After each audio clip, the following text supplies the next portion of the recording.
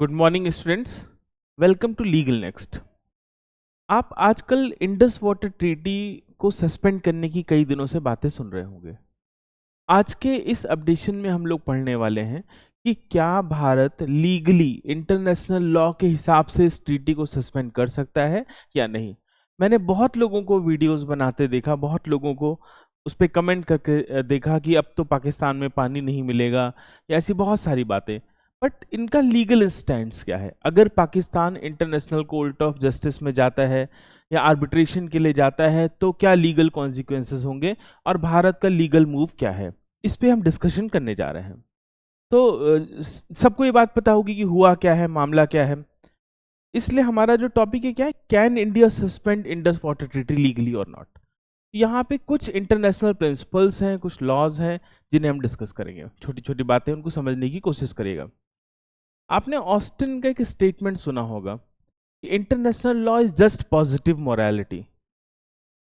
ये एक नैतिकता है, इसको मानना मजबूर नहीं है क्योंकि यहाँ पनिशमेंट देने वाली कोई अथॉरिटी नहीं है।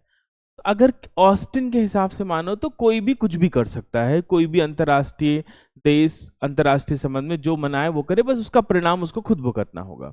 ये तो रही ऑस्टिन की बात। बट इंटरनेशनल ट्रीटीज को कंट्रोल करने के लिए हमारे पास वियना कन्वेंशन है। वियना कन्वेंशन का आर्टिकल नंबर 62 रिवर्स की बात करता है, ऐसी नदियों की बात करता है जो एक देश से बहते हुए दूसरे देश में जाती हैं। आइए देखते हैं क्या। सबसे पहले छोटा सा इंस्टेंस ये है कि क्या हुआ था। तो आप सबको पता है कि पहलगाम में एक ब्रूटल अटैक किया जिसके लिए पाकिस्तान को सरकार ने डायरेक्टली रिस्पॉन्सिबल माना, पाकिस्तान की गवर्नमेंट को रिस्पॉन्सिबल माना, और उसके रिस्पॉन्स के तौर पर भारत ने कहा कि हम इंडस वाटर ट्रीटी जो कि 1960 में भारत पाकिस्तान के बीच में हुई थी, वर्ल्ड बैंक के आर्बिट्रेशन से हुई थी, आर्बिट्रेशन यानी मध्यस्थता से हुई थी, इसको सस्पेंड कर दिया। इसे पाकिस्तान की तरफ से एक्ट ऑफ वॉर कहा गया। एक्ट ऑफ वॉर का मतलब होता है युद्ध का कार्य या युद्ध का तरीका माना गया। एक्ट ऑफ वॉर डिक्लेयर करते ही ये बात समझ में आ जाती है कि इसके रिस्पांस में अगला कंट्री कुछ भी करने को तैयार है। एक्ट ऑफ वॉर इसे बोलते हैं। Indus water treaty basically Indus Jhelum Chenab CJI, ठीक है। इसको जरा ध्यान से देखेंगे तो समझ जाएंगे, याद करने के लिए भी आसान है। मेरे टीचर ने मुझे ऐसे ही याद कराया था। तो ये कौन कौन सी नदियां? CJI, चेनाब, झेलम और इंडस। और दूसरी तरफ कौन सी? SRB, सतलज, रावी और ब्यास। इन 5 नदियों का है, बेसिकली इंडस की ट्राइब्यूटरीज हैं तो इसको 5 बोल रहे हैं। इन 6 नदियों के बारे में है पूरा, जहां ये तय किया गया कि इसमें जो वेस्टर्न फ्लोइंग रिवर है जैसे इंडस, झेलम, चेनाब, इसका वाइस यूज होगा। वाइस यूज मतलब समझदारी पूर्वक यूज होगा। इसी समझदारी के लिए हमने ट्राइब्यूनल बनाया था जो समय समय पर निश्चित करता रहेगा। एक परमानेंट इंडस वाटर कमीशन बना था जो निश्चित करता रहेगा कि क्या पानी सप्लाई होना है, क्या नहीं होना है, इन सब बातों को करता रहेगा। और ईस्टर्न रिवर एक्सक्लूसिवली दे दी गई इंडिया के लिए। तो ये प्रीलिम्स वाला एक पॉइंट हो जाता है, इसको जरा ध्यान से देखिए। क्योंकि मैं कोई वैसा वीडियो नहीं बना रहा हूँ जिसका उद्देश्य व्यूज वाला है या कुछ और है। यहाँ पे नॉलेजेबल पॉइंट है जिसको आप प्रीलिम्स और मेंस के हिसाब से देख सकते हैं। तो पहला पॉइंट क्या? इंडस, झेलम और चेनाब CJI कैसे है? दोनों लोग यूज करेंगे, भारत भी करेगा और पाकिस्तान भी करेगा।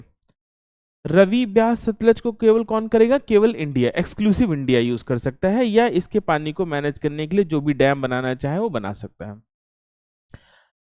इस सस्पेंशन के पहले दुनिया की किसी भी ट्रीटी से सबसे सक्सेसफुल ट्रीटी ये मानी जाती थी।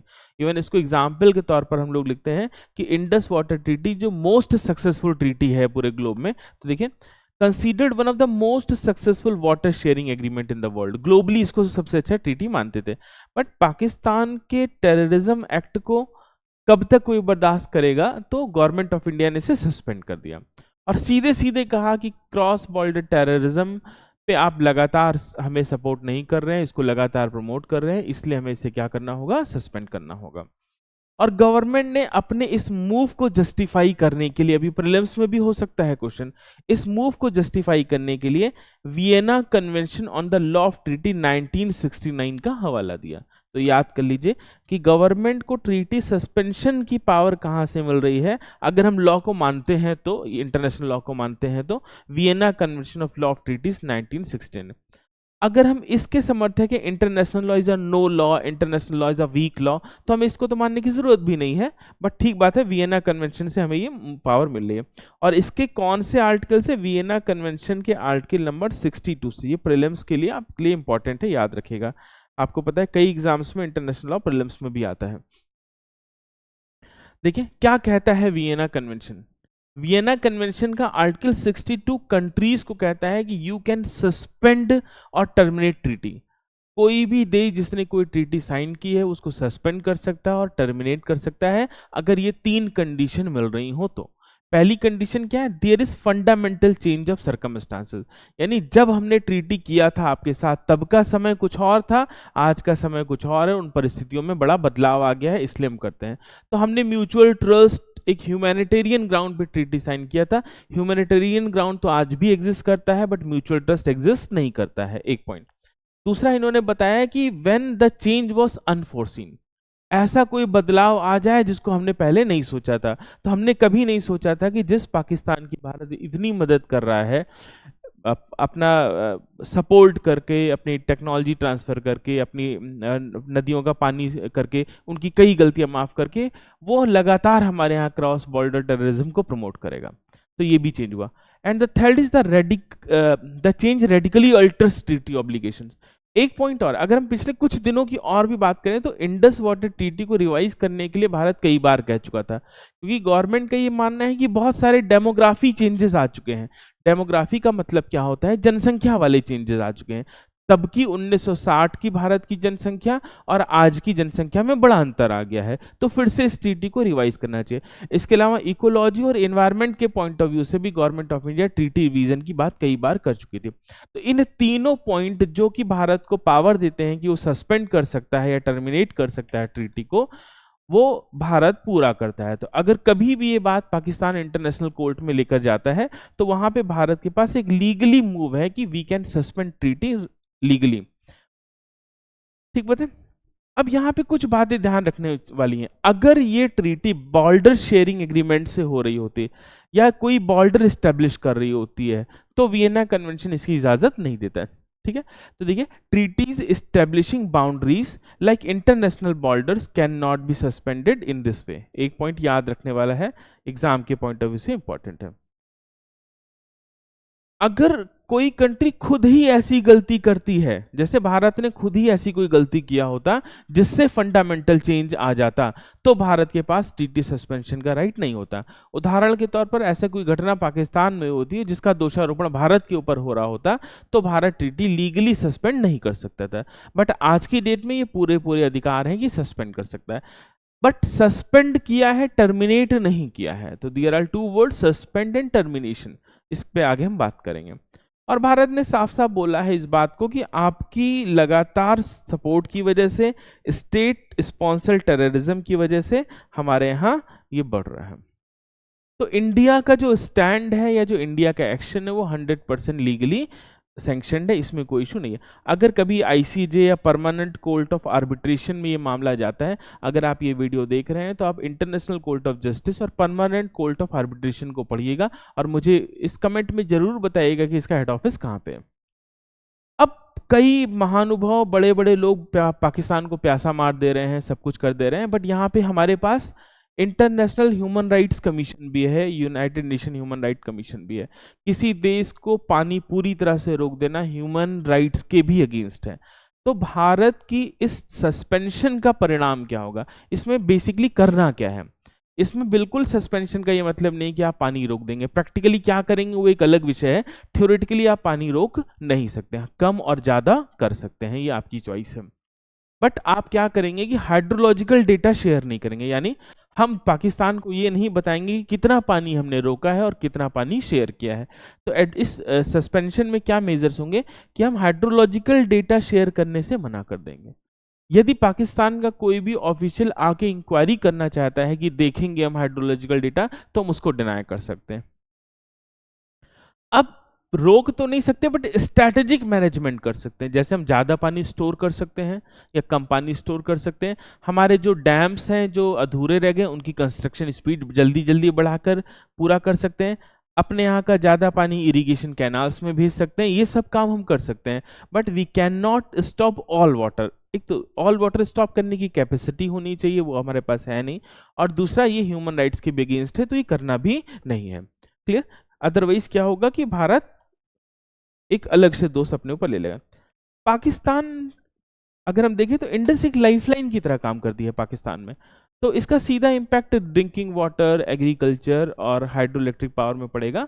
बट मॉनसून वहां पे भी है, वर्षा से जल होता है तो कई और पानी के स्रोत है, तो ऐसा प्यासा नहीं मर जाएगा, इसको समझने की बात है। और मैंने देखा है कि लोग बता रहे थे कि कीड़े मकोड़े तक मर जाएंगे, पानी नहीं मिलेगा, तो ये पूरी तरह से गलत है। पानी सप्लाई हम नहीं रोक सकते हैं। वाटर शॉर्टेज कर लेंगे, इकोनॉमिक डिस्ट्रेस कॉज करेंगे, ये सब होगा और इतना ही दबाव बनाने के लिए बेहतर है। खैर, इन बातों में ना पढ़ के हम एग्जामिनेशन पॉइंट ऑफ व्यू से बात करते हैं। तो सबसे पहला Vienna convention laws on treaty 1969 article number 62 आपके लिए सीधा सीधा इंपॉर्टेंट हो गया, जो कि बात करता है इंटरनेशनल रिवर वाटर्स के बारे में, एक पॉइंट। इसके अलावा एक आपने खूब सुना होगा इंटरनेशनल लैटिन मैक्सिमम पैक्टा सेंट सर्वेंडा, इंपॉर्टेंस ऑफ गुड फेथ, कि कोई ट्रीटी तभी तक बनी रहती है जब तक गुड फेथ बना रहता है। तो इसको भी आप पढ़ लेंगे अपने आप से और मुझे इसका मतलब जरूर बताएंगे। क्या? देखिए, पैक्टा सेंट सर्वेंडा प्रिंसिपल। क्लियर? इसके अलावा एक डॉक्ट्राइन है जो यहाँ बिल्कुल क्लियर बात करता है, देखिए, जो भारत के स्टैंड को जस्टिफाई भी करता है, डॉक्ट्राइन ऑफ रीबस सिक स्टैंटिबस। रीबस सिक स्टैंटिबस एक लैटिन मतलब है जिसका मतलब है थिंग्स दस स्टैंडिंग, मीन्स जो परिस्थिति जैसी है उस परिस्थिति में हम निर्णय लेंगे। तो आज की परिस्थितियां भारत और पाकिस्तान के संदर्भ में काफी बदल चुकी हैं, लाख समझाने पर भी समझ नहीं आ रहा है। तो ये मूव क्या है, इस डॉक्ट्राइन के हिसाब से, इंटरनेशनल लॉ के हिसाब से भी क्या है, जस्टिफाइड है। इसके अलावा मैं एक केस आपको बता रहा हूं जो आने वाले प्रीलिम्स में पूछा जा सकता है। गैप्सी कोवो प्रोजेक्ट केस, जो हंगरी और स्लोवाकिया के बीच में हुआ था इंटरनेशनल कोर्ट ऑफ जस्टिस में, जिसमें आर्टिकल 62 ऑफ वियना कन्वेंशन के लीगल एस्पेक्ट को लेकर डिस्कशन हुआ। ये भी एक रिवर वाटर डिस्प्यूट था और जिसमें भी हमने क्या किया था, एक रिवर वाटर ट्रीटी को सस्पेंड किया था। आपके एग्जामिनेशन पॉइंट से अगर आप तैयारी कर रहे हैं यूपीएससी की, पीसीसी की, लॉ ऑप्शनल की, तो इन बातों को जरूर देख लेंगे इस टॉपिक से। नंबर 1 वियना कन्वेंशन के बारे में देख लेंगे। Number 2 transboundary water treaties को समझने की कोशिश करेंगे कि इंडस वाटर ट्रीटी सस्पेंड क्या है, क्या ऐसी कोई और ट्रीटी भारत और उसके पड़ोसी राज्यों में लाई करती है कि नहीं करती है। यूपीएससी वाले इंडिया पाकिस्तान रिलेशन जरूर रिवाइज करें, आपके काम आएगा। और इंटरनेशनल लॉ जो कि जुडिशरी एग्जाम्स में, उसमें मैंने बता दिया, 2 मैगजिम्स बता दिया आपको इंपॉर्टेंट है, एक केस बता दिया और वियना कन्वेंशन आर्टिकल 62 बता दिया। इसको आपको पढ़ लेना है। होपफुली ये एक एजुकेशनल वीडियो कहा जा सकता है। आप मुझे कमेंट करके बताइएगा कि अगर ये बात आपको समझ में आ रही है।